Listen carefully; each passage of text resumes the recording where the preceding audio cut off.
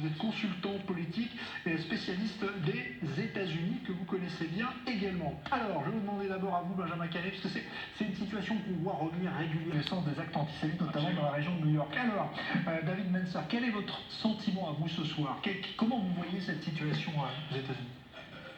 Jean-Charles, tout d'abord, c'est des images très choquantes et très graphiques. Le mort de George Floyd sur notre écran, sur nos écrans, c'est difficile à voir. Il n'y a rien à dire dans cette époque. Le 9 minutes de ce film, c'est quelque chose que je n'ai jamais vu dans ma vie. C'est très choquant. Personne avec la compassion dans son cœur, il ne peut pas penser à autre chose. Mais nous, le peuple juif, nous avons subi l'injustice, les préjugés depuis la nuit du temps. Et on connaît l'injustice quand elle existe, mais il n'est pas nécessaire d'être noir aux juifs pour rencontrer cette injustice. Malheureusement, même avec un président de Barack Obama, pour 8 ans, un président noir, c'est quelque chose d'historique. Même maintenant, aujourd'hui, dans cette époque, nous avons des exemples de brutalité policière contre les hommes noirs. Et également, c'est terrible de tout. Est-ce que vous êtes choqué que certains, des Palestiniens notamment, aient fait l'amalgame entre ce qui s'est passé aux États-Unis? Il y a des gens comme ça qui essaient de récupérer cette situation de façon, d'après moi, vulgaire. C'est dégoûtant. Comme Martin Luther King, je n'ai jamais oublié cette phrase qu'il a dit. Il a dit on oublie les mots de notre ennemi, mais on rappelle les silences de notre ami. Et c'est très important par maintenant. C'est très très important. Si tu veux être antiraciste, tu as besoin d'une position active, pas passive.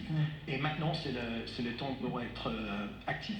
Qu'est-ce que vous pensez de l'attitude de Donald Trump, alors qu'il s'en prend, on l'a vu beaucoup aux manifestants, et qu'il ne veut pas de désordre, il aimerait que ces violences s'arrêtent, ce qu'on peut comprendre, mais est-ce qu'il n'est pas trop justement sur cette position-là, et pas assez peut-être avec les amis de la victime ou la famille de la victime? Écoute-moi, Donald Trump, c'est une personnalité très... La société française, américaine, c'est fabriqué maintenant, c'est cassé, c'est un gros problème.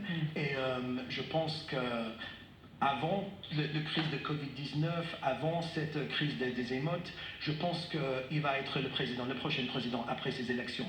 Maintenant, je ne suis pas sûr. Parce que je te souviens, les années 60, quand il y a des émeutes raciales dans les rues d'Amérique, ils ont changé, ils ont fait un mouvement à gauche.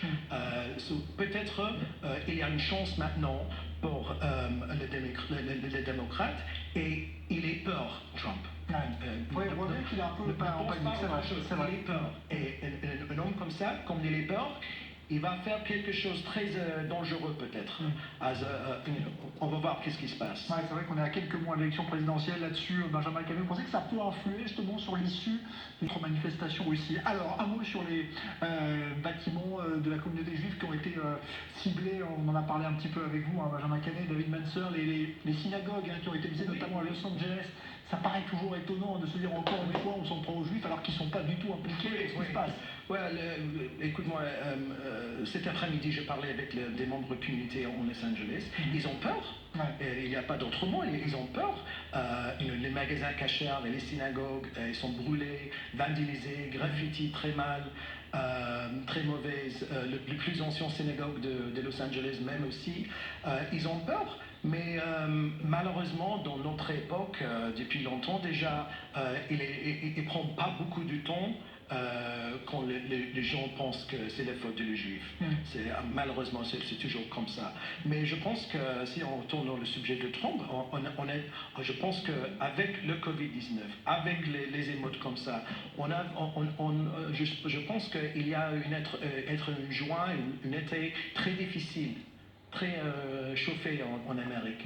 Et aussi en Israël, on a des problèmes aussi, on a de annexation, on a de nouveaux gouvernements, on a de touche d'autres choses aussi. Et aussi, on a beaucoup de choses qui réchauffent le système politique ici en Israël aussi.